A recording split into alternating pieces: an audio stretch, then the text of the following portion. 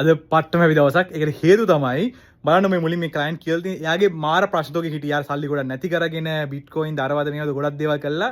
ගොඩුවට ලොකුවට සල්ලි නැති කරන් හිටියේ. ඊට පස්සේ අද යා මට මේක ෂෙයා කරා. පළවෙනි පාර්ට් එයාගේ පෝර්ට්ෆෝලියෝ එකේ මිලියන් වලට උඩින් ගියා කියලා ෆස්ට් ටයිම්.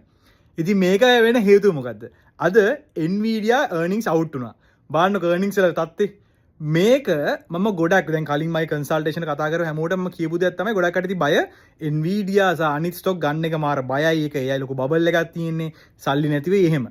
එතකොට මම ඒගොල්ලන්ට one by one segment wise පෙන්නලා revenue drivers පෙන්නලා මෙන්න මෙහෙමයි මෙතනින් තමයි මේක revenues එන්නේ මේගොල්ල මේක තමයි margins. ඒතර ඔයා මොකද හිතන්නේ දැන් market එකේ මෙච්චර දේවල් ටිකක් trade වෙනවා. ඔය වගේ දේවල් ගොඩක් ඒගොල්ලන්ට explain කරලා මම පෙන්නුවා ඒකේ real value එක. Nvidia විතරක් නෙමෙයි. අපි MU ගැන කතා කරා small my කියන්නේ මොකද SMCI කතා කරා.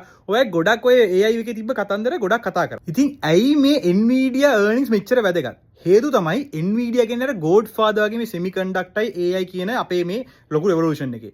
එතකොට මේගොල්ලෝ මෙච්චර හොඳට perform කරලා කියන්නේ even over the estimate perform කරාට පස්සේ ඒකේ පොඩි indicator එකක් දෙනවා මාකට් එකේ ඇත්තට තාම ඩිමාන්ඩ් එක තියෙනවා. මේගොල්ලෝ ඇත්තට සේල්ස් කරනවා. ඇත්තට මාර්ජින් බිල්ඩ් අප් කරනවා.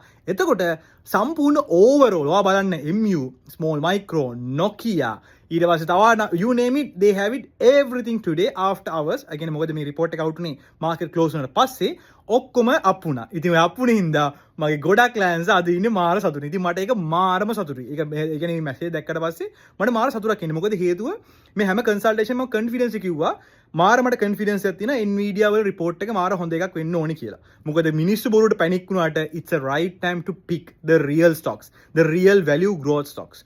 ඉතින් ඕක තමයි reality. කියන්නේ ලොකු දේවල් කරන්න ඕනේ නැහැ. ලොකු දේවල් analyze කරන්න මේවා කරන්න හරි සරල. ඒ කියන්නේ Taman දන්න basics ටික හරියට apply කරනවා නම් ඔයාට වාගේ normal return එක ඕන market එකේ ගන්න පුළුවන්. මොකද at the end of the day fundamentals really matters.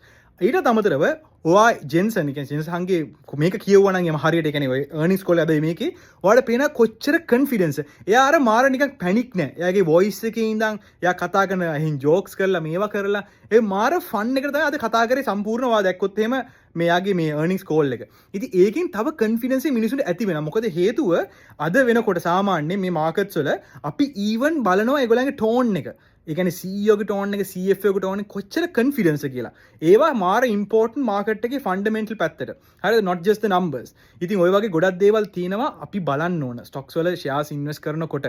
ඉතින් මම අද මට ඇත්තටම කිව්වොත් මාර සතුටුයි. අර ඒ වගේ අපි බලමු මොකද වෙන්නේ කියලා market එකේ upside අනිවාර්යෙන් up and down අනිවාර්යෙන් වෙනවා.